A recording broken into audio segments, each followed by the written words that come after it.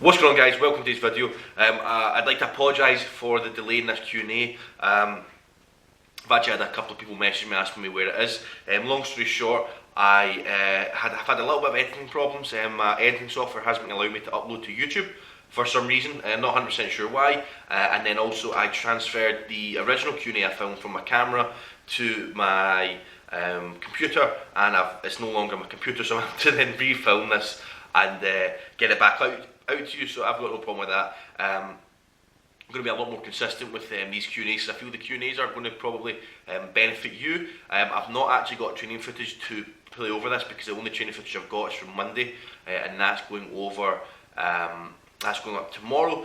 So looking to kind of get more consistently one Q&A up per week, one form of kind of informative video, and two training videos a week, and I feel that those 4 videos I could be very consistent with, and for those of you that consistently watch these videos, thank you very much. But yeah, so basically the first question, I've got all your questions here. First question is, would you ever consider dropping down to 105 kilograms weight class? So I'd never consider competing at the 105 kilo weight class. For those of you that are not aware, my first ever competition in the GBPF was at 105 kilos, and I totaled 687.5 kilos, I believe, or it might have been 677.5 kilos. It was one of those numbers. That was done so April 2015. And no, absolutely not. I would never drop down to the 105 kilo weight class. I'm currently sitting at 121 kilos, so I'm sitting 1 kilos above my weight class, but I mean, I'm pretty much just sitting at the top of my weight class, which is 120 kilos. And now there's a few reasons. First and foremost, I am the reigning 120 kilo British champion. I feel that I have a right to defend that British title, quite frankly. As a junior, I'm a 1994 born athlete, so therefore that means I have 2 years left in the junior category. I have 2 more junior British championships to go to, and I'm the one-time reigning British champion, so I feel that I have a right to turn up and defend my British title. Me personally, if I was going to a championship, I would want to dethrone the past winner. And I feel that it's my duty to turn up as the British champion and defend my title. So that's the first thing. Secondly, I am competitive at a world stage, competitive enough to medal this year, and I'm looking to before I become a senior, be a world champion. Therefore, I believe that this category isn't going to be my most competitive category. 100%. I don't feel it would make very much sense to drop 15-16 kilos of body weight, which is an obscene amount, to try and become more competitive in a class where I'm not going to be competitive at in the class I'm already in. And thirdly, I'm 6'2". Well, I'm 187 centimeters, so that's about just over 6'1". So call it 6'1". And that the average height of a 105 kilo competitor is probably around 5'8". I mean, if you look at the current British champion, the senior one, Stephen Manuel, he's about 5'3". So that means that they are shorter. Therefore, if they're shorter, they've got less bone weight, so they can carry more muscle. They have a shorter range of motion, and they also have improved leverages due to the bar travelling a shorter distance. Now, yes, as the weight classes go on, athletes lift more, and although weight classes are height classes in disguise, that is because taller athletes have bigger bone structures, and bigger bone structures allow for more muscle. So by holding more muscle, you're able to make your leverages more advantageous, and also eventually when you have much more muscle, you'll be able to lift a little bit more. So no, it wouldn't make sense from any perspective. So no, I would never consider going down to 105 whatsoever. So next question. This is from Sean McLaren, who is actually an extremely good sub-junior lifter, ridiculously good sub-junior lifter actually. So yeah, just keep doing what you're doing, don't get too ahead of yourself. just keep working and let the numbers fall where they do, mate. But yeah, is the 120kg class going to be yours for the rest of your lifting career, or would you consider dropping 12 to 15 kilos to join the 105s, or go up to the 120 plus weight class and compete with the likes of Jordan McLaughlin? Okay, cool. Yes, obviously the 105 question was just answered. No, I don't believe the 120 kilo class is going to be mine forever. Will it be mine as a junior? Absolutely. I will finish my junior career as a 120 kilo lifter. Like I stated in the previous video, I believe that I have what it takes to be the absolute best, and I've got enough time to do that, so I will do that. I do believe that I will probably take a step up into the 120 plus category eventually. I've got some goals for the 120 kilo class I'd like to do. I've got some stuff I'd like to do. You know, the current best in Britain, both the highest raw total in the history of the GBPF, and also the current #1 ranked on Wilks score as well, Tony Cliff, is in my category. He is a senior, and I would like to compete against him in a few years' time when I'm also a senior. So I'd definitely like to compete against him. I think that'd be really, really cool, and it'd be an honour, an absolute honour for me to share the platform with him, and just compete against someone that is as an amazing athlete as he is. And it'd be such an honour. It's definitely a few years away, because obviously it's going to be 2018 before I compete against him. The end of 2018, because that's when the British Champs will be, but it will happen, and I'm really looking forward to that. But I do believe that I will be a 120 plus kilo athlete one time. I mean, my height allows me to. The average height of a 120 plus category is kind of pretty much 6'1", 6'2" plus, and I feel I will be a 120 plus one day.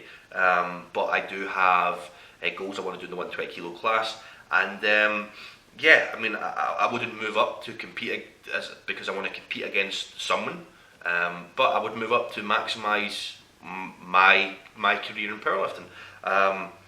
Also, what is your goal in powerlifting? Is it to be the member of the 500 Wilks Club or be an IPF World Champion? Well, both of them are definitely things that are in my head that I want to do. As a junior lifter, both of them are things that I want to do. Both of them are things that I believe I will do. I just need to keep working towards that. My goal is just simply to be as strong as I possibly can be. There's no other ways about that. My goal is just simply to be as strong as I can be, and just have a lot of fun with it, and have my name in the history books. That is what I'd like to do as a lifter, and that also, as a byproduct of that, I would really like to be able to help other lifters as well. You know, one thing I would like to maybe do in the future is own some form of a gym, probably further down the line, much further down the line, that powerlifters can come to, and I can help. You know, that would be something I'd like to do. So yeah, there's a lot of things in my head, but I'm trying not to get too ahead of myself. I've got the World Championships first, and that's what I'm going to stick with. Next question: why do you move your head in front of your spine during squats to take a breath? Because I can feel I get more air in that way. It's simple. I just feel that when I go take my air in, that's what happens in my head. It feels natural, and I don't see a reason to stop it. There's no real reason why. I apologise that there's no real reason why, but it's just because that's the way it happens when I want to take my air in. Next question: what do you think of the Sickening, Pissening, Sith, or Jason Genova? LOL. I like him. I think he's a nice guy. I think that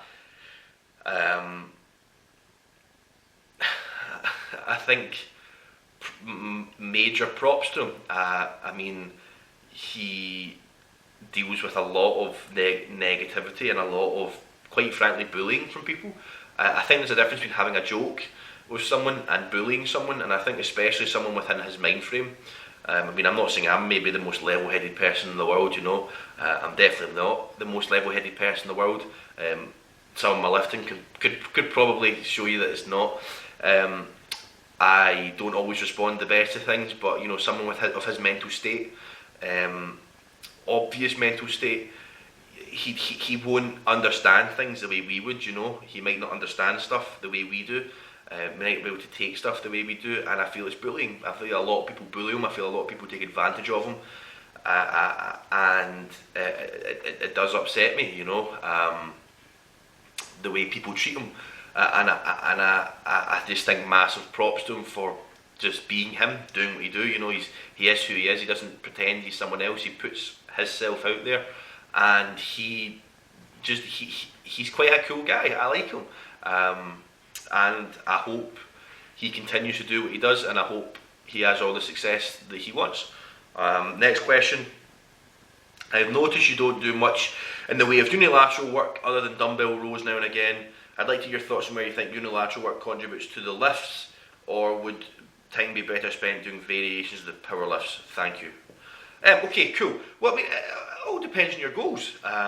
First and foremost, do you like doing unilateral work? Do you like doing dumbbell rows? Do you like doing dumbbell bench presses? Do you like doing dumbbell overhead presses? That's the first thing. Do you like it? Do you enjoy it? Do you enjoy it more? If it's something you enjoy more, you're going to put more effort into and you're going to adhere to longer, do it. If your goal is not to be a competitive powerlifter, it could fit in. If your goal is to be a competitive powerlifter, it could fit in. I mean, I only have a barbell at my disposal, really. So I just don't do much unilateral work because I don't really have dumbbells available to me. If I had dumbbells available to me, would I spend time doing them? I think I'd maybe spend a little time doing them. I don't think I'd spend a huge amount of time. I feel that doing variations of your three main lifts, if your three main lifts are your priority, is probably always going to be your best time spent. But at the end of the day, we don't always live in an ideal world. Not everyone wants to be the strongest you can at the three lifts, and adherence and enjoyment comes into the factor. So if you enjoy doing them, do them. Will they help your lifts? Absolutely. Well, if you don't do them, will that help your lifts as well? Absolutely. I think that you should do what you're going to adhere to. I'm not sure that's the question, that's the answer you wanted, but that's the question.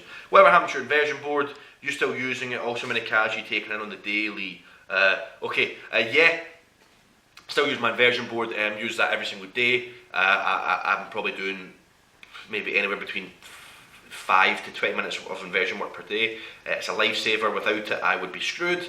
And if people can afford it, I would most recommend getting it. Calories on the daily, I don't know. I don't count my calories. I have the same foods pretty much every single day. So meal 1 is always the same, and meal 2 is always the same because they're so I basically have my breakfast, which is meal 1, meal 2 just before I train, then I have meal 3. So meal 1, 2, 3 are all the same. And then I have a salmon and rice meal. I have a bacon and eggs meal, and I have a homemade steak burger meal, and then I have about 2 to 3 scoops of protein per day. So I pretty much eat the same stuff. I do eat the same stuff every single day. Sometimes if maybe I go out for dinner or something, I'll swap out the steak burger meal for something at the restaurant, like a steak or something like that. But no, I don't really tend to count. I'm eating the same stuff every day, and I'm holding the scale at 121, feeling good, feeling strong, gained quite a bit of size since the Euros, so it's feeling good. I've had to estimate it'd be about 4,000 calories, which for someone my size is pretty poor, but I don't have the fastest of metabolisms, and I'm happy with the intake I'm currently having. Next question. Do you recommend staying in a weight class until strength plateau, or to always be in a small surplus? Okay, so this question, HM1998 Harry, you comment on my videos quite a lot. I can't actually respond to your comments. I've tried to let you know before, but it doesn't let me respond to your comments. I'm not sure why. I always type out a response and always click reply, but it always fails. So I really appreciate you watching all the time. I really appreciate your comments. It does mean a lot to me. Thank you for that. However, I can't respond, so don't think I'm ignoring you. I just simply can't respond, and I do kind of hope you stayed to this point in the video. So yeah, it depends. I am strongly of the opinion, unless you're going to be making history, so unless you're going to be a British champion or a European champion or a world champion or a world record holder, I don't see the point in holding yourself to a weight class, unless you want to. I mean, if you hold yourself to a weight class, you're going to be restricting your weight, you're going to be restricting your muscle gain, you're going to be restricting your calories, and you're going to be restricting growth. And you're only going to be able, really realistically speaking, you're only be able to make neurological adaptations and become more neurologically efficient. Now the thing is that you can't really become that much more efficient to a noticeable extent than what you probably are. I feel people kind of seem to think that they could add 100 kilos while staying the same body weight, due to some neurological adaptations to become a little bit more efficient. Can you still get stronger? Absolutely, but I mean, unless you're going to make history, what the hell is the point of restricting yourself to a weight class? At the end of the day, we all get into lifting to make progress, be bigger and lift bigger weights. So why not just lift bigger weights and gain muscle, and not restrict yourself? That's my opinion. I know a lot of people don't agree with me, but that's my opinion. Unless you're making history, just enjoy yourself. Next question is, how many push-ups you do a week? None. I don't do any push-ups. They're just not in my programming. I just don't do them. How many could I do? I don't know. I've never done them before. Remember when I used to box, when I did boxing, just before I kind of tore my ACL and had my knee reconstructed to stop boxing, I was able to do 15 one-arm push-ups at the time, but I was also half the weight I am now, so I'm not really sure, to be honest. What supplements you use and why? Okay, I use citrulline, malate, creatine, branching amino acids, fish oils, multivitamins, whey protein and caffeine. Caffeine I use because it's a performance enhancer before I train. I only have it on training days. Whey protein I don't really see it as a supplement, I see it more as a food, and I just use it to get my protein intake up. I take fish oils and multivitamin because I feel fish oils have a lot of health benefits and have a lot of inflammation reducing benefits as well. Inflammation reducing properties. Multivitamins I take just as a safety net, almost, just make sure I'm getting my vitamins in. I take creatine because it works. I'm very responsive to creatine and it works, it helps.